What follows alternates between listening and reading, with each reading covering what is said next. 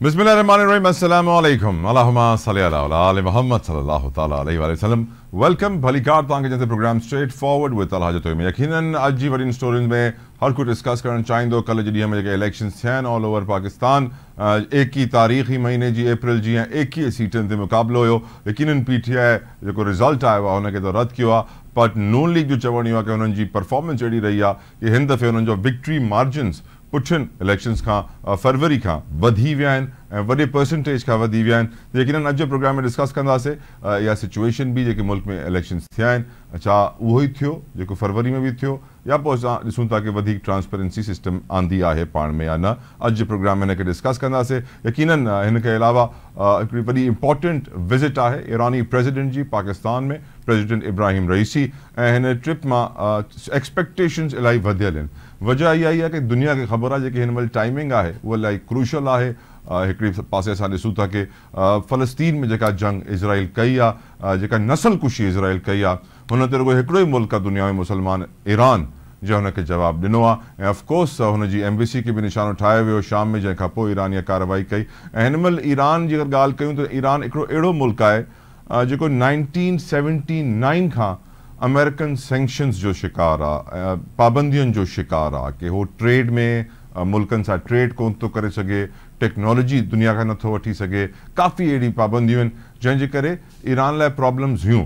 पर एतिरनि सालनि में बि ईरान जेतिरो तरक़ी करे वियो आहे हुनजी का इंतिहा कोन्हे। कराची में असां रहूं था ऐं पाकिस्तान में जिथे किथे माण्हू रहंदा आहिनि, असांखे ख़बर आहे कि ईरानी प्रोडक्ट्स कीअं स्मगल थी करे ऑल ओवर पाकिस्तान अवेलेबल थींदा आहिनि, जंहिंमें चॉकलेट्स आहिनि, बिस्किट्स आहिनि, तेल आहे, कुकिंग ऑयल आहे, सभिनीनि खां वधीक ईरानी पेट्रोल आहे जेको एस्टिमेट्स जे मुताबिक़ 4000 मेट्रिक टन डेली स्मगल थो थिए पाकिस्तान में फ्रॉम ईरान। ऐं इहो ई अगरि लीगल चैनल खां थ्रू अचे त पाकिस्तानियुनि खे न रुॻो पेट्रोल 50-60 रुपए लीटर मिले, हे जेके बिजली जा बिल पाकिस्तानियुनि लाइ परेशान कोन्हनि, सस्ती तरीन बिजली ईरान असांखे ॾियण लाइ तयारु आहे। जेका गैस जी शॉर्टेज आहे, ईरान पंहिंजे बॉर्डर ताईं पाइपलाइन ठाहे वेठो आहे कि असांखे गैस वठो। ऐं पावर सेक्टर पाकिस्तान जो सभिनीनि खां वॾो प्रॉब्लम आहे। सर्कुलर डेट असांखे ख़बर आहे 5500 अरब क्रॉस करे चुकियो आहे, जेके हिन साल हिन हुकूमत जा मजमूई टोटल कर्ज़नि जे बराबरि आहे। हुकूमत जेको कर्ज़ा वरिता आहिनि बैंकनि खां हिन करंट 9 महीननि में, उहे ई 5500 अरब ताईं आहे। त अंदाज़ो कयो कि ईरान पाकिस्तान जे प्रॉब्लम्स में केतिरो हेल्पफुल थी सघे थो, कंसिडरिंग कि ईरान एतिरनि सालनि सां अमेरिका जे ख़िलाफ़ु हलियो, हुननि जे सैंक्शन्स जो शिकार रहियो ऐं एतिरी तरक़ी करे वियो, ऐं असां पाकिस्तान अमेरिका जी हा में हा मिलाईंदा रहियासीं, हुननि जी ॿुधायल पॉलिसियुनि ते हलंदा रहियासीं, हुननि खां डिक्टेशन बि वठंदा रहियासीं काफ़ी जाइनि ते, ऐं असां एतिरो तरक़ी न करे सघियासीं। छो जे करे ईरान में जेका मैन्युफैक्चरिंग आहे प्रोडक्ट्स जी, उहा तमामु सुठी आहे ऐं उन्हनि जी क्वालिटी पसंदि थी कई वञे। ऐं ऑफकोर्स ऑयल प्रोड्यूसिंग कंट्री आहे, गैस प्रोड्यूसिंग कंट्री आहे, एनर्जी सेक्टर असांजे लाइ इलाही इंपॉर्टेंट आहे। ख़ैर डिस्कशन करण लाइ मूंसां गॾु मौजूदु आहिनि कि तारुफ़ जा मोहताज न आहिनि, जमील अहमद ख़ान साहब, former ambassador. Thank you so very much Jamil साहब for your precious time. Jamil साहब, Iran has all the solutions, Iran वटि उहा हर का शइ आहे जेके पाकिस्तान खे हिन महिल डेस्परेटली ज़रूरत आहे, specially when we talk about the energy and power sector. But sadly असां ईरान खां स्मगल थियण ॾींदा आहियूं सामान।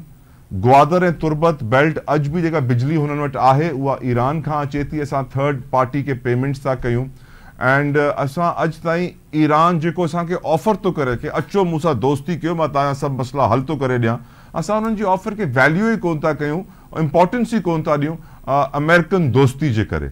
हाउ do you see this situation? ऐं तव्हां सम्झो था कि सिचुएशन चेंज थींदी या न थींदी? सर चेंज वेझड़ाई में त नथी लॻे, पर अल्टीमेटली चेंज थियणी आहे इहा सिचुएशन, ॿियो को रस्तो न आहे। पहिरीं ॻाल्हि। ॿी ॻाल्हि त ईरान सां असांजी दोस्ती जेका आहे उहा त हिकिड़ी तारीख़ी असांजे कल्चर, असांजे मज़हब, असांजो कंहिं ज़माने में त पर्शियन सॼी हिंदुस्तान में हूंदी हुई, पर्शियन ऑफिशियल लैंग्वेज। त उन खां अलावा बि जेके माण्हू हिते रहंदा आहिनि पाकिस्तान ऐं ईरान में, उन्हनि जा पाण में काफ़ी सुठा न सिर्फ़ तालुकात आहिनि person to person basis, people to people basis, but उन खां अलावा उन्हनि दिलि में लाइ नरम गोशो आहे। हाणे अचूं था पिया त ईरान जी तरक़ी जो मामिलो ऐं ईरान जे प्रेसिडेंट जो विज़िट इन जियो पॉलिटिकल तनाज़ुर में, इनखे शायदि तव्हां चाहींदो ॿुधण तव्हांजा नाज़रीन, त उन में ईरान जी तरक़ी त बहरहाल ईरान तव्हां पाण चई छॾियो पंहिंजे इंट्रोडक्शन में पंहिंजे, त त ईरान जेको आहे कुदरती वसाइल जेके उन जा आहिनि उन्हनि सां मालामाल आहे, माना उनजो ऑयल एनर्जी जे लिहाज़ सां गैस ऑयल आहिनि, जेके बि मिनरल्स वग़ैरह आहिनि उहे सभु उन्हनि वटि मौजूदु आहिनि। रहियो सुवाल सैंक्शन कीअं धक पचाए विया, त ज़ाहिर आहे उहे इन जे करे त ऑयल जा शिप बि उतां जंहिं हिसाब सां माजिड़ में हूंदो सफ़ीर उते यूएई में पाण पंहिंजे अखियुनि सां ॾिठा आहिनि त जहाज़ भरे ईंदा ईरान मां, पाबंदी जे करे उहो फुजेरा हिकिड़ो आहे पंहिंजो हिते टर्मिनल यूएई में उन्हनि जो पोर्ट, उते हिकिड़ी पाइप मां कढी हुन में मिक्सिंग करे उन ब्रांड खे मिक्स करे दुनिया में पहुचाईंदा हुआ, त उहो कुझु न कुझु पैसा कमाए वठंदा हुआ। ऐं ईरान अॼु बि दुनिया में जेको ट्रेड इंडेक्स आहे या इकोनॉमिक इंडेक्स आहे उन में 58 नंबर ते आहे, ऐं पाकिस्तान 85 नंबर ते आहे। अञा बि असां काफ़ी पुठिते आहियूं हुन में उन लिहाज़ सां। पर ईरान जो मामिलो ॿियो बि आहे। ईरान हिकिड़ी होमोजीनियस सोसाइटी आहे, पाकिस्तान हेट्रोजीनियस सोसाइटी आहे। पाकिस्तान में जेके असांजा लीडर्स हुया उन्हनि गैल्वनाइज़िंग फैक्टर खे एतिरो न लिफ्ट करायो आहे, माना उन्हनि खे गैल्वनाइज़िंग माण्हुनि खे जोड़ण में न माण्हुनि खे तोड़ण में उन्हनि वधीक पंहिंजो हिसो विधो आहे। ऐं ईरान में ॿधी आहे, ईरान जे मुल्क में जेके आहे होमोजीनियस सोसाइटी, असां वटि फॉल्ट लाइन्स खोड़ सारा आहिनि। इन करे तरक़ी जो मामिलो ॿियो, त एनर्जी जे असां वटि खोट आहे उहो ॿियो। ॿी ॻाल्हि त तव्हांजो जेको इंट्रो में तव्हां असां बयानु कयो आहे त जीअं असां पाकिस्तान ईरान जी दोस्ती थी वञे, दोस्ती त ख़ैर असां कंहिं न कंहिं लिहाज़ सां थोरी घणी केॾी महिल वधीक केॾी महिल घटि थींदी रही आहे। असांजे नेवल जॉइंट एक्सरसाइज़ थींदा रहिया आहिनि, असांजी नेवी शिप्स खे उन्हनि ओवरहॉल कंदा रहिया आहिनि। उन खां अलावा असांजो स्मगलिंग जो रूट जेको आहे उन में असांखे नुक़सानु आहे, छो जो असांजी ड्यूटियूं उन में वेंदियूं आहिनि ऐं उन साइड ते डॉलर वेंदो आहे, छो जे बैलेंस ऑफ ट्रेड उन्हनि वटां सामान असां वटि वधीक थो अचे, असां वटां घटि थो अचे। ऐं जेको पेट्रोल असांखे सस्तो हिते मिलो थो पियो उन ते हुकूमत खे त को फ़ाइदो न आहे, ड्यूटी त को उन में आहे न। जेके उतां पेट्रोल वठूं था पिया त रोक जेके आहिनि कैश डॉलर उते हलिया था वञनि, पाकिस्तान मां ट्रेंड थी कुझु उते था हलिया वञनि, कुझु अफ़गानिस्तान में। त जे सैंक्शन ईरान ते थोरो घटिजी वञे त सैंक्शन जो हाणे ॾिसूं त जियो पॉलिटिकल मंज़रनामे में उन ते मां अचां थो त घटण जा छा चांसिस आहिनि, त उन खां बाद पाकिस्तान खे सवलाई थी पवे। फ़िलहाल त तव्हां इहो धक पचाइण जी कोशिशि कयो त जेके ईरान पंहिंजी साइड जो पाइपलाइन गैस पाइपलाइन मुकमल करे चुको आहे ऐं तव्हां पंहिंजे एग्रीमेंट पाकिस्तान पंहिंजे एग्रीमेंट मूजिबि डिफॉल्ट करे वियो आहे, न कठाए सघियो आहे ऐं उन में 18 बिलियन जो उन ते दंड विझी था सघनि उहो थ्रू इंटरनेशनल जेको ट्राइब्यूनल आहे इन मामले जो। त हू इन विज़िट जे करे असां इहो पाइपलाइन ठाहींदासीं ख़ान साहब या न ठाहींदासीं, छो ज़रदारी साहब इहो प्रोजेक्ट शुरू कयो, हाणे ज़रदारी साहब वरी पावर में प्रेसिडेंट आहिनि, त I think it's a great opportunity के पाण पाकिस्तान जी ज़रूरियात खे ॾिसूं। ॻाल्हि XYZ प्रेसिडेंट जी नाहे, ॻाल्हि हिते आहे त पाकिस्तान इहो पाइपलाइन ठाहिण जो धक पचाए सघंदो, ठाहे वठे, भले उन में सैंक्शन न लॻंदी, पर जेॾी महिल गैस हिते अचणु शुरू थींदी त अमेरिका जेसीं ताईं वेवर न ॾे, असांखे आसरो ॾिनो वियो हो त अमेरिका वेवर ॾेई छॾंदो, जीअं उन तुर्कीअ खे ॾिनो आहे, जीअं इंडिया खे ॾिनो आहे। जीअं चाइना तो वठे, इंडिया दुनिया वठी सघे थी ईरान खां, पाकिस्तान न वठे, इहो ग़रीब मुल्क पेरनि ते बीह रहंदो। हा, त इन करे त पाकिस्तान खे उन्हनि जंहिं हालत में रखणो आहे उन हालत में रखण था चाहिनि, छो जो असां पाण पंहिंजी हालत खे बि था सुधारियूं न। छा रियासत पाकिस्तान इहो फैक्ट रियलाइज़ नथी करे ख़ान साहब, बिकॉज़ यू बीन एम्बेसडर, तव्हां डिप्लोमेटिक चैनल्स में रहिया आहियो ऐं तव्हांखे ख़बर आहे कि ॿई मिनिस्ट्रियूं आहिनि जेके पाण खे रियासत चवंदियूं आहिनि, हिकिड़ी फॉरेन मिनिस्ट्री आहे, हिकिड़ी डिफेंस मिनिस्ट्री आहे। सो छा रियासत खे ख़बर न आहे कि असां छा था कयूं सर, ऐं जेको असां डिस्कस था कयूं हिन में? जे असां चैनल्स ते इहे डिस्कस कयूं था पिया, थिंक टैंक वारा इन ते डिबेट कनि था पिया, अख़बारनि में वॉशिंगटन पोस्ट ऐं न्यूयॉर्क टाइम में ऐं गार्जियन में इहे ॻाल्हियूं छपनि थियूं पियूं, त ज़ाहिर आहे उन्हनि खे बि ख़बर आहे। हाणे सुवाल इहो पैदा थिए थो पियो त उन्हनि वटि छा इहा एतिरी इंफ्रास्ट्रक्चर आहे, या उन्हनि वटि उन ज़माने जा जंहिं ज़माने में ज़ुल्फ़िकार अली भुट्टो हूंदो उन ज़माने जा या ज़ुल्फ़िकार अली भुट्टो टाइप इन्हनि वटि लीडरशिप आहे जेकी फॉरेन ऑफिस खे उन हिसाब सां इन चैलेंजिस तव्हां ॾिसो न, दुनिया में अहिड़ा चैलेंजिस इन खां पहिरियां कॾहिं आया आहिनि, वर्ल्ड वार II में बि अहिड़ा चैलेंजिस न आया आहिनि जेके इन वक़्तु कॉम्प्लेक्स, कॉम्प्लिकेटेड, मल्टी लेयर्ड जियो पॉलिटिकल प्रॉब्लम्स जेके दुनिया में उभरी रहिया आहिनि, त उहे उनखे हैंडल करण लाइ तव्हांखे ओड़ा ई एक्सपर्ट खपनि, पर उन एक्सपर्ट वेचारा कहिड़ी कंहिं महिल बेबस था थी वञनि, इन करे बेबस था थी वञनि त असां घरू लिहाज़ सां पाण खे मज़बूत नथा कयूं, छो जो you are strong in your foreign policy, you are strong as much as you are strong in your own home country. ठीक साईं, तो उन्हें में जैसे तई हाँ जी। पर मां हिकिड़ी शइ सोचां थो जमील साहब, असां अमरीका जे चवण थे ईरान खां सस्ती गैस, सस्ती बिजली, सस्तो पेट्रोल नथा वठी सघूं, पाबंदी असां ते, पर असां अमरीका जे प्रेशर ते इज़राइल खे मञण लाइ तयार न आहियूं। डोंट यू थिंक अगर एतिरो प्रेशर असां ते अमेरिका विझी सघे थो कि असां सभिनीनि खां ज़रूरी शइ असांजी सर्वाइवल लाइ जेका आहे उहा असां नथा वठूं ईरान खां, पोइ इज़राइल खे मञे वठो उन्हनि जे प्रेशर में, कहिड़ी वॾी ॻाल्हि थींदी सर? ईरान खे इज़राइल खे मञण में प्रॉब्लम इहा आहे, शायदि मञी वठे हा मुशर्रफ, उन कोशिश बि कई, ख़ान साहब ते बि प्रेशर आयो सर जॾहिं यूएई मञियो? जी उन ते बि आयो। अच्छा, हाणे इन में प्रॉब्लम इहा अञा बि कंटिन्यू रहंदो, इहो त गाज़ा जे करे प्रेशर थोरो घटिजी वियो आहे, कंटिन्यू रहंदो ऐं अॻिते वञी ॾिसो त छा थो फ्यूचर थिए।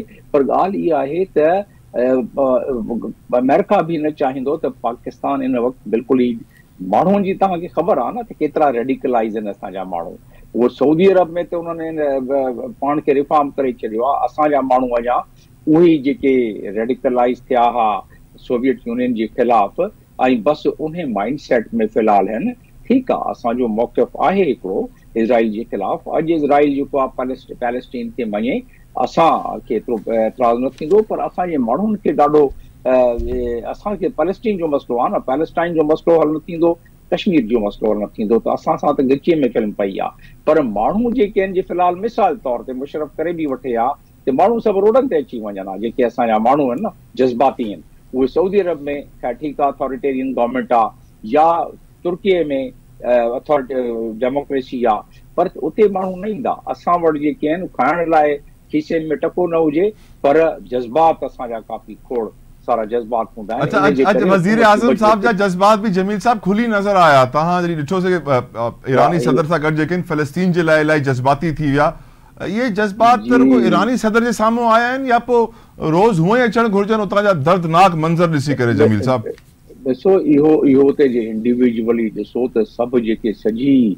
मुस्लिम दुनिया आहे, इवन जेके ह्यूमन राइट्स जा मञंदड़ ॿिया आहिनि, ॿियनि मज़हब जा माण्हू बि आहिनि यूरोप में ॿियनि, उन्हनि बि काफ़ी हिन ते मुज़ाहिरो कयो आहे, उन्हनि जो बि दिलि काफ़ी दुखियो आहे त प्राइम मिनिस्टर जे ख़ैर चेहरे ते न अचणु खपे हा, छो जो इज़ अ प्राइम मिनिस्टर, पर बेसिकली आहे त प्रॉब्लम सभिनीनि जी न, असांजी गॾियल प्रॉब्लम आहे उहा। पर जेके इहा स्टेटमेंट आई आहे, सुभाणे खां वठी ॾिसजो त इन जो जेको स्टेटमेंट ते जेके कमेंट ईंदा उहे ॾिसण वारा ऐं ॿुधण वारा हूंदा। ॾिसो कंडेम कयो आहे इन्हनि, ठीकु आहे, attack of Israel on Hamas condemn कयो आहे, फाइन इनफ, असांजी बि आई रही आहे, असां UN में बि इहो ई बयानु ॾिनो आहे। ॿियो कंडेम इन्हनि कयो आहे त अक़वाम मुतहिदा खे, इंटरनेशनल ऑर्गेनाइज़ेशन, इंटरनेशनल कम्युनिटी ऐं जेको आहे गॾियल क़ौम जे इदारे खे बि असां उन में कंडेम थी वियो आहे, असां बि उन में शामिल थी वियासीं।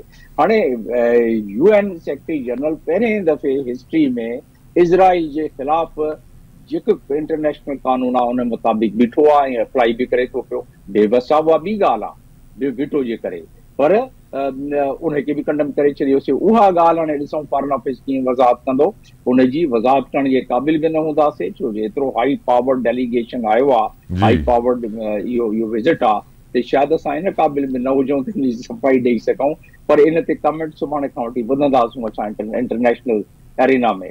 पर ॿी ॻाल्हि इन में इहा आहे त ईरान हिकिड़ो तमामु अटैक खां पोइ उन पंहिंजी ताक़त ॿुधाए छॾी आहे। हाणे इज़राइल बि सोचींदो ईरान ते वरी रिटेलिएट करण लाइ, छो जो ईरान त हाणे हिकिड़ो पंहिंजी हिकिड़ी झलक ॾेखारी आहे मिसाइलनि जी, ॿी झलक इन खां वधीक ख़तरनाक आहे इज़राइल जी, ऐं उहा आहे प्रॉक्सी वॉर। प्रॉक्सी वॉर में हिज़्बुल्ला वटि 1.5 लख मिसाइल अहिड़ा पिया आहिनि, बिल्कुलु जेके रिपोर्टेड आहिनि, ऐं उन लिहाज़ सां होतीज़ काफ़ी स्ट्रॉन्ग आहिनि, उन लिहाज़ सां हिज़्बुल्ला ते विढ़े थो पियो। दुनिया जी सुपर पावर समझो तव्हां इज़राइल सुपर पावर जी सपोर्ट आहे पाण बि सॼे खिते में, राइट त सर। उन जे ख़िलाफ़ बीठो आहे हमास ऐं उन लिहाज़ सां ॾिठो वञे त ईरान खे पहिरें दफ़े इहा हाणे को इज़ी उनखे न वठंदो ऐं ईरान खे हाणे सोगो करण लाइ काफ़ी ॿिया हरबा अख़्तियार करण, इन करे ईरान खे ॻणती आहे त किथे जेके जैशुल अदल आहे उहो इस्तेमालु थिए थो पियो, राइट सर। दुनिया जा ॿिया जेके इदारा आहिनि उन्हनि उहे इस्तेमालु कनि था पिया, जीअं CIA ऐं ॿिया, ऐं पाकिस्तान उनखे रोके। Thank you so very much, thank you so very much Jamil Ahmed Khan साहब, तव्हांजे प्रेशियस टाइम जे लाइ। तव्हां असांखे सम्झायो हिन सिचुएशन जे हवाले सां। यकीनन असांखे यादि रखणु घुरिजे हिकिड़ो ॿियो फैक्ट बि इलाही इंपॉर्टेंट आहे कि 2-3 मुल्क आहिनि दुनिया में अहिड़ा जेके इज़राइल जी as a nation as a country कोन मञींदा आहिनि, जंहिंमां ईरान हिकिड़ो आहे ऐं पाकिस्तान हिकिड़ो आहे, ऐं ॿई हिक ॿिए सां जुड़ियल आहिनि, बॉर्डर्स कनेक्टेड आहिनि। त यकीनन इज़राइल हमेशह इहो सोचींदो आहे कि ॿिन्हिनि थ्रेट्स खे न्यूट्रलाइज़ कीअं करिणो आहे। असां अमेरिका जे चवण ते ईरान खां सस्तो तेल, गैस, पेट्रोल, बिजली कोन था वठूं, छो जे करे अमेरिका जो प्रेशर आहे कि न वठो, सैंक्शन्स आहिनि ईरान ते। त पोइ अमेरिका जो इहो प्रेशर असां ते वरी अची चुकियो आहे कि इज़राइल खे मञो, पर असां कोन मञींदा आहियूं। मां सम्झां थो इज़राइल छो जे करे असां खां हिकिड़ो साल नंढो आहे, 1948 में ठहियो आहे, असां 1947 में थिया आहियूं, ऐं काफ़ी वक़्त सां असां इज़राइल असांखे हिन करे बावर न कराए सघियो आहे छो जे करे असांखे अंदरां इज़राइल खोखलो करे छॾियो आहे पंहिंजी पैसे जी ताक़त सां। इहा ई वजह आउं सम्झां थो कि पाकिस्तान जी गवर्नमेंट 1970s में पंहिंजा पायलट्स मोकिलिया टू फाइट अगेंस्ट इज़राइल, पर हिन दफ़े असां उहो बि कोन ॾिसी सघियासीं। यकीनन इलाही इंपॉर्टेंट कॉज़ आहे। ब्रेक वठो, डिस्कशन कंटिन्यू कंदासीं।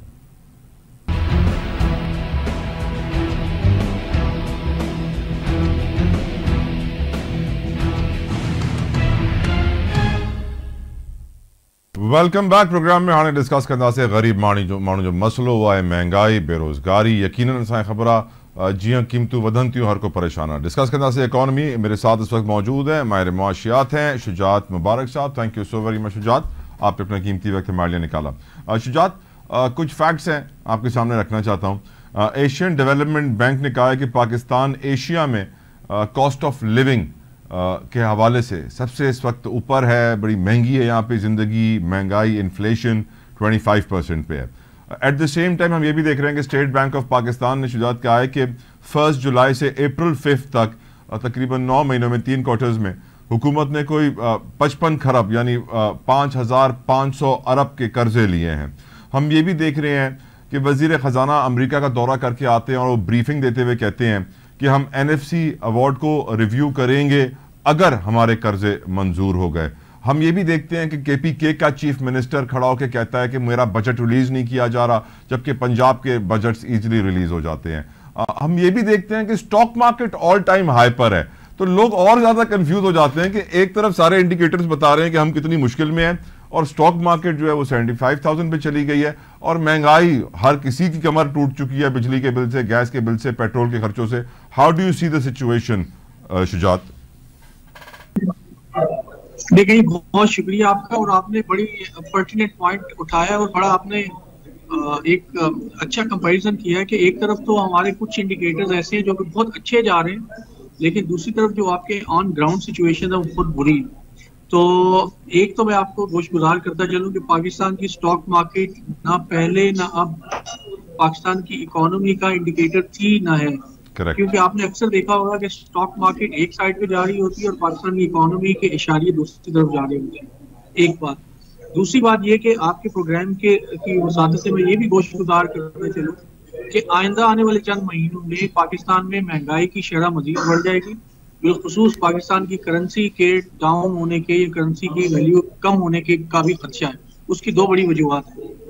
एक वजह तो ये कि जैसे आपने फरमाया कि पाकिस्तान के फाइनेंस मिनिस्टर अभी IMF से निगोशिएट करके आए हैं और IMF ने एग्री किया है कि हमें वो देने जा रहे हैं कुछ लोन। तो उस एग्रीमेंट के नतीजे में जो हम रिफॉर्म्स करने जाएंगे, उन रिफॉर्म्स के नतीजे में पाकिस्तान में महंगाई का एक तूफान बढ़ पाएगा। उसके अंदर बिलखुसूस जब आप यूटिलिटीज की प्राइसेस को बढ़ाएंगे तो उससे ना सिर्फ गैस और बिजली की कीमतों की मद में डायरेक्ट महंगाई में इजाफा होगा, बल्कि आपकी कॉस्ट ऑफ प्रोडक्शन के बढ़ने से आम अशिया भी बढ़ जाएंगी, उनकी कीमतों में बढ़ जाएगा, इजाफा होगा। एक बात। दूसरा ये कि पाकिस्तान की इंपोर्ट और एक्सपोर्ट के ब्रेकअप, तो अब अगर हम देखें आज तो ऐसे नजर आता है कि पाकिस्तान की एक्सपोर्ट आइंदा चंद आने वाले महीनों में ना तो बढ़ेंगी, जबकि पाकिस्तान की इंपोर्ट के अच्छे खासे बढ़ने के इम्कान। एक बात, दूसरा रेमिटेंसेस जो पाकिस्तान की फॉरेन एक्सचेंज का एक बड़ा कंट्रीब्यूटर है, वो 15% अब कम हुए और आइंदा आने वाले चंद महीनों में रेमिटेंसेस के बढ़ने का कोई भी इम्कान मौजूद नहीं है।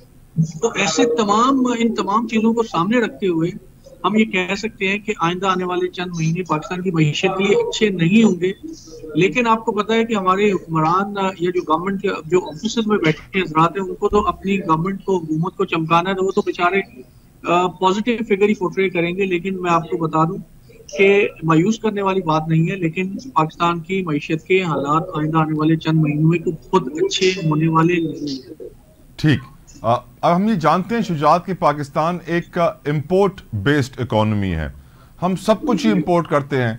हमें अपने बच्चों के लिए चॉकलेट चाहिए, बिस्किट चाहिए, दूध चाहिए, कुकिंग ऑयल चाहिए, shampoo, toothpaste, you name it, हम सब कुछ इंपोर्ट करते हैं।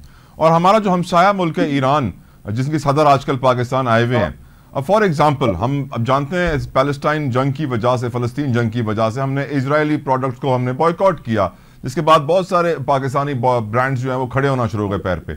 अब एक चॉकलेट का एग्जांपल ले लें, हम बचपन से खा रहे हैं वो स्निकर, मार्स, बाउंटी और भी ऐसे 2-3 और ब्रांड्स हैं। इनके ईरानी वर्जन हम जब देखते हैं मार्केट में आते हुए तो हम कहते हैं कि वाह जी वाह, कमाल जी, काश पाकिस्तान भी ऐसी चीजें बना सकता। सैडली हमारे बचपन में जो चॉकलेट बनता था वो आज मिलता भी नहीं है, पाकिस्तानी चॉकलेट। पता नहीं वो ब्रांड कहाँ गया, जुबली बड़ा मशहूर होता था पर वो गायब सा हो गया है। हम सैडली अपने लार्ज स्केल मैन्युफैक्चरिंग सेक्टर को, हम ना को गाड़ी पाकिस्तानी बना सके, ना को कंप्यूटर, ना को फोन, असेंबली लाइन लगा देते हैं, बाहर से सामान आता है उसको जोड़ लेते हैं।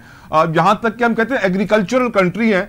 आपको मालूम है अभी गंदुम कटी है और उसकी प्राइस के ऊपर फार्मर्स कितने परेशान है कि प्राइस सही नहीं लग रही है। हम हर तरीके से सर्विसेज, LSM, अपना एग्रीकल्चर, किसी सेक्टर को हमने छोड़ा नहीं है कि वो बेचारा रो पड़े। और सैडली हम कहते हैं कि हम चाहते हैं मईशत पैरों पे खड़ी हो। हमारी नीयत साफ नहीं है। देखिए, बड़ी अच्छी बात आपने की, लेकिन इसमें एक चीज का मैं ये भी इजाफा कर दूं कि पाकिस्तान के अंदर हमेशा से, आज से नहीं बल्कि शुरू से, पाकिस्तान के एग्रीकल्चर सेक्टर को हमेशा से विक्टिमाइज किया गया। हालांकि बहुत सारे लोग ये कहते हैं कि पाकिस्तान के एग्रीकल्चर सेक्टर पे टैक्स लगना चाहिए, लेकिन अगर आप हिस्टोरिकली देखें तो पहले दिन से पाकिस्तान के अंदर इंडस्ट्रियलाइजेशन की गई at the expense of agriculture sector. और ये वो सेक्टर है बेचारा जो आज तक तमाम दावों और बातों के बावजूद इस सेक्टर को फोकस नहीं किया गया। लार्ज स्केल मैन्युफैक्चरिंग सेक्टर को तो छोड़ दें, क्योंकि लार्ज स्केल मैन्युफैक्चरिंग सेक्टर के अंदर जो फैसिलिटीज दी जा रही है, जिसमें ऑटोमोटिव इंडस्ट्री बिल्कुल शामिल है, तो उसको तो आप छोड़ दीजिए। वो बाहर की फर्म्स है, पाकिस्तान में आके यहाँ पे आके सिर्फ असेंबल करती है अपने इंजन और कारें, और वो यहाँ पे बेच रहे हैं हमारी लोकल पॉपुलेशन को, जबकि उनके इंजन सारे इंपोर्ट हो रहे होते हैं। उनको आप छोड़ दीजिए। लेकिन आप एग्रीकल्चर सेक्टर को, जिसको हम ये कहते हैं कि पाकिस्तान की इकोनॉमी का बैकबोन है, पाकिस्तान को फूड बास्केट कहा जाता था, पाकिस्तान के ये खित्ता है पाकिस्तान को, तो इस सेक्टर को ग्रॉसली इग्नोर किया गया। किसी भी, मैं दावे से कहता हूं कि पिछले 70-75 साल में कोई एक गवर्नमेंट उठा ले जो ड्यू क्रेडिट एग्रीकल्चर सेक्टर को नहीं दिया गया, बल्कि उल्टा हर दौर में ये कहा जाता है कि एग्रीकल्चर सेक्टर को टैक्स कर दिया जाए, ये कर दिया जाए, वो कर दिया जाए। तो और जबकि हमारी एक मेजर पॉपुलेशन का हिस्सा एग्रीकल्चर सेक्टर के साथ वाबस्ता है। तो एक तो बड़ी वजह ये पाकिस्तान के अंदर इकोनॉमिक इनइक्वालिटी की है। दूसरी वजह ये आपने बिल्कुल दुरुस्त फरमाया कि large scale manufacturing sector growth करने के बावजूद भी क्यों हमारे एक्सपोर्ट में कंट्रीब्यूट नहीं कर पाता। लार्ज स्केल मैन्युफैक्चरिंग सेक्टर, चाहे वो गाड़ियां हो, चाहे वो स्टील इंडस्ट्री हो, वो जब प्रोडक्शन करते हैं तो उनकी सारी की सारी कंजम्पशन लोकल है। पाकिस्तान कोई गाड़ी एक्सपोर्ट नहीं कर रहा होता, पाकिस्तान कोई स्टील एक्सपोर्ट नहीं कर रहा। इसका मतलब ये कि हम इंपोर्ट करते हैं रॉ मटेरियल, हम गाड़ियों के इंजन इंपोर्ट करते हैं, गाड़ियां बनाते हैं और लोकल इकोनॉमी में प्रोड्यूस यहाँ पे बेच रहे होते हैं। तो मैं ये समझता हूँ कि लार्ज स्केल मैन्युफैक्चरिंग सेक्टर के बजाय पाकिस्तान के एग्रीकल्चर सेक्टर पे, स्मॉल एंड मीडियम सेक्टर पे और जो स्मॉल इंजीनियरिंग सेक्टर है उस पर अगर आप फोकस करें तो पाकिस्तान की इकोनॉमी शायद कंपैरेटिवली बेहतर होगी। पर भाईजान नीयत हो ना, फोकस करने की नीयत ही नहीं नजर आ रही मुझे। अब ये बताइए, अब हम ये जुमला सुन चुके हैं कि या पाकिस्तान चलेगा या पाकिस्तान का पावर सेक्टर, सर्कुलर डेट जी 5500 अरब हो गया है, 5.5 ट्रिलियन। लेकिन सैडली हमारा पड़ोसी ईरान हमारे पावर सेक्टर के सारे मसाइल हल करने को तैयार है। वो कह रहा है 50 रुपये लीटर पेट्रोल ले लो, सस्ती बिजली ले लो, सस्ती गैस ले लो। हम कहते हैं नहीं, अमेरिका ने हमें मना किया है, हम आपसे ले नहीं सकते। फिर अमेरिका कहता है इसराइल को मान लो, सारे कर्जे माफ़ हो जाएंगे। कहते हैं नहीं, हम मुसलमान हैं, हम इसराइल को मानेंगे नहीं। इट्स क्वाइट सैड कि हमारे पड़ोस में ही हमारे सारे मसाइल का हल मौजूद है, लेकिन हम वो कर नहीं सकते क्योंकि फिर पाकिस्तान शायद पैरों पे खड़ा हो जाएगा। तो नीयतों का फुकदान है, हम चाहते ही नहीं कि पाकिस्तान पैरों पे खड़ा हो। देखें, जो इंडिपेंडेंट फॉरेन पॉलिसी है वो बहुत बड़ी ब्लेसिंग है, और शायद पाकिस्तान की जो माशी हालत है, मुझे कहने दीजिए, और मुझे थोड़ी शर्मिंदगी भी, पाकिस्तान की जो मौजूदा माशी हालत है और जो पाकिस्तान जिस कंडीशन में खड़ा है, शायद हमारी फॉरेन पॉलिसी बहुत ज्यादा इंडिपेंडेंट नहीं है। जब किसी मुल्क की फॉरेन पॉलिसी इंडिपेंडेंट नहीं होती तो ऑब्वियसली बहुत सारे फैसले ऐसे जो कि उसकी मुआशी मफाद में होते हैं वो नहीं कर सकता। और शायद ये एक फैसला, ये उस जो ईरान गैस पाइपलाइन मंसूबे वाला, ये शायद उस मुआशी इंडिपेंडेंस के ना होने की वजह से ये मेरे ख्याल में एक डेडलॉक का शिकार, और ये आइंदा रहेगा। मेरा नहीं ख्याल कि हम पाकिस्तान इतना बड़ा फैसला ले पाए। हालांकि इंडिया हमारे पड़ोस में बैठा हुआ है, इंडिया ना सिर्फ ईरान से गैस लेता है बल्कि इंडिया रशिया से भी एनर्जी ले रहा होता है। इसके साथ साथ मैं आपको ये भी गोशगुजार करते चलूं कि यूरोप के अंदर बहुत सारे यूरोपियन ममालिक अभी भी रशियन एनर्जी यूज कर रहे हैं, इंक्लूडिंग जर्मनी। तो ये, लेकिन मसला ये है कि उन ममालिक की फॉरेन पॉलिसी इंडिपेंडेंट है। फॉरेन पॉलिसी इसी वक्त इंडिपेंडेंट होती है जब आपकी मायशी मसाइल इतने ग्रेव नहीं होते कि आपको किसी दूसरे मुल्क के ऊपर सहारा करना पड़े। तो इसलिए मैं नहीं समझता कि शायद पाकिस्तान कोई ऐसा फैसला ले पाए। शुजात, क्या एक्सपेक्टेशंस है आने वाले बजट में? आप बजट डेफिसिट कहाँ देख रहे हैं? मैं शब्बर जैदी साहब से बात कर रहा था तो वो कहते हैं कि 8,500 अरब के करीब बजट डेफिसिट होगा। दूसरी तरफ मैं देख रहा हूँ कि ये जो 3 क्वार्टर्स में हमारी हुकूमत ने पैसे बैंकों से बोरो किए हैं, 5.5 ट्रिलियन, 5,500 अरब रुपए अगेन। तो लग कुछ ये रहा है कि हुकूमत कर्जों पे ही चल रही है। ये इनकी तनख्वाहें, बजट तो बना दिया जाता है, मालूम नहीं होता पैसे कहाँ से आएंगे। और बातें होती हैं कि हम FBR में रिफॉर्म्स लाएंगे, टैक्स नेट बढ़ाएंगे, हम स्मगलिंग ख़त्म करेंगे, चोरी का काम ख़त्म करेंगे। लेकिन सैडली जो अशराफिया की फजूल खर्चियाँ या अय्याश लाइफस्टाइल है हमारे हुक्मरानों का, वो कम कभी भी नहीं होगा। उनके खर्चे जारी रहेंगे चाहे हमारे मुल्क के पास पैसे हों या ना हो।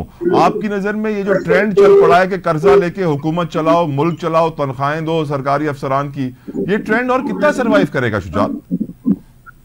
अच्छा, इसमें एक चीज अगर मुझे आप कहने दें तो आपको हैरत होगी कि देखिए इस वक्त पाकिस्तान में पॉलिसी रेट 22-23% चल रहा है और सब बैंक गवर्नमेंट ऑफ पाकिस्तान को लेंडिंग कर रहे हैं। इसका मतलब ये है कि गवर्नमेंट ऑफ पाकिस्तान हम सबसे टैक्सेस की मद में पैसे लेके तो 22-23 बैंकों को कर्जे के ऊपर सूद की मद में अदा कर रहे हैं। इसका मतलब ये है कि जो भी टैक्स हम पे लगाया जाता है, हम आवाम पर उस टैक्स को लेके वो सारा खून हमारा निचोड़ के वो जो पाकिस्तान में 20-22 बैंक है उनको दे दिया जाता है, और ये बैंक आराम से गवर्नमेंट को लैंडिंग करके और इंडस्ट्री को 1 रुपया लैंड किए बगैर 22-23-24% रिस्क फ्री इंटरेस्ट रेट कमा रहे हैं और खा रहे हैं। इसीलिए अभी आप देखिएगा कि किसी भी बैंक की आप बैलेंस शीट उठा लें, इनकम स्टेट उठा के देख लें, रिकॉर्ड प्रॉफिटेबिलिटी पाकिस्तान के बैंकिंग सेक्टर ने कमाई होगी, इस साल भी, पिछले साल भी, उससे पिछले साल भी। जरूरत इस चीज की है कि आपने बिल्कुल शब्बर जारी का बिल्कुल दुरुस्त फरमा रहे हैं, और ये मैं आपको बता दूं कि बजट का खसारा तरीक का सबसे ज्यादा खसारा होगा एक बात, और पाकिस्तान के रेवेन्यू टारगेट इस साल पूरे नहीं हुए, जिसकी वजह से इस तरह लगता है कि आइंदा जो खसारे में और ज्यादा इजाफा होता चला जाएगा। तो एक तरफ आपने 22-23% डिस्काउंट रेट रखा हुआ है, पॉलिसी रेट रखा हुआ है, दूसरी तरफ आप उसको कम करने के लिए कोई इकदाम नहीं कर रहे, तो खसारा तो डेफिनेटली बढ़ेगा। और फिर आप जितना भी टैक्स लगाते चले जाएं, खसारे के कम होने की कोई इम्कान नहीं है। और at the end of the day क्या होगा, बजट के खसारे के बढ़ने का मतलब ये कि ज्यादा टैक्सेस का मतलब ये ज्यादा महंगाई। बहुत शुक्रिया, thank you Shujaat Mubarak sahab for your precious time. यकीनन शुजात साहब खे समझाई छॾियो कि गरीब तर थियण वारो आहे, महंगाई वधण वारी आहे ऐं ग़रीब माण्हुनि खां टैक्स वधीक वठियो वेंदो, छो जे करे महांगा कर्ज़ा हुकूमत वरितल आहिनि जेके बैंकनि खे अदा करणा आहिनि, तो हुननि जा सूद बि आहिनि, सरकारी अफ़सरान जी पघारूं बि आहिनि। यकीनन पर आउं सोचण ते मजबूर आहियां, ग़रीब माण्हू वेंदो किथे, उहो सर्वाइव कीअं कंदो? यकीनन हिकिड़ी वॾो सवाल आहे जंहिंजे करे अगर हालात यहीं थे रहा महंगाई यहीं वधंदी रही तो पोइ क्राइम वधंदो ऐं असांखे ख़बर आहे कि ऑलरेडी क्राइम एतिरो वधियल आहे कि माण्हू परेशान आहिनि। ब्रेक वठो, डिस्कशन कंटिन्यू रखंदासीं।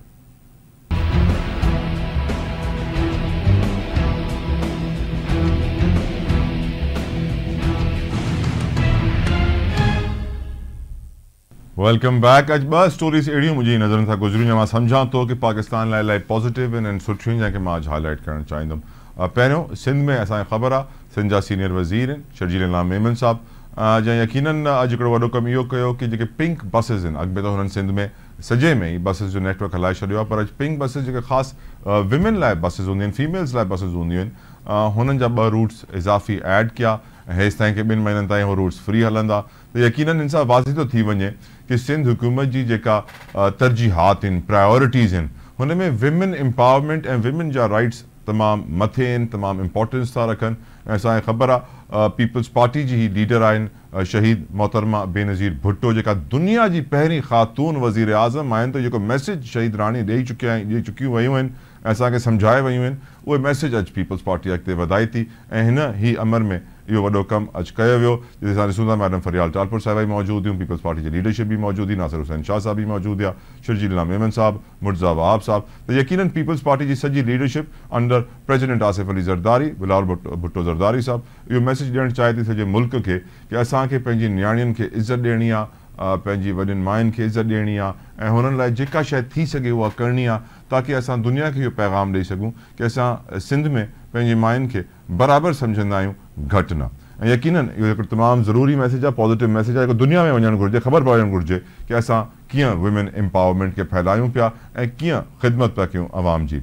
ऐं ॿी ख़बर जेका अॼु आई उहा पंजाब खां आई, जिथे पंजाब जी वज़ीर आला मरियम नवाज़ साहिबा हिकिड़ो वर्चुअल वुमेन पुलिस स्टेशन जो इफ़्तिताह कयो, जिथे कंहिंखे बि का कंप्लेंट हुजे कंहिं बि माई खे त उते वञी सघे थी, वर्चुअली पंहिंजे फ़ोन सां, पंहिंजे कंप्यूटर सां, पंहिंजे इंटरनेट सां किथे बि कनेक्ट थी करे पंहिंजी कंप्लेंट रजिस्टर कराए सघे थी ऐं उते फ़ौरन हुनखे प्रॉम्प्ट सर्विस मिलंदी। त यकीनन मां सम्झां थो 2 अहिड़ी डेवलपमेंट्स आहिनि जेके विमेन एम्पावरमेंट लाइ इलाही सुठियूं आहिनि। डिस्कशन करण लाइ ज़िमनी इलेक्शन ते हिन महिल मूंसां गॾु मौजूद आहिनि, इस वक्त हमारे साथ मौजूद हैं पाकिस्तान तहरीक इंसाफ के रहनुमा शौकत बसरा साहब। बसरा साहब, thank you so very much sir आपके कीमती वक्त के लिए।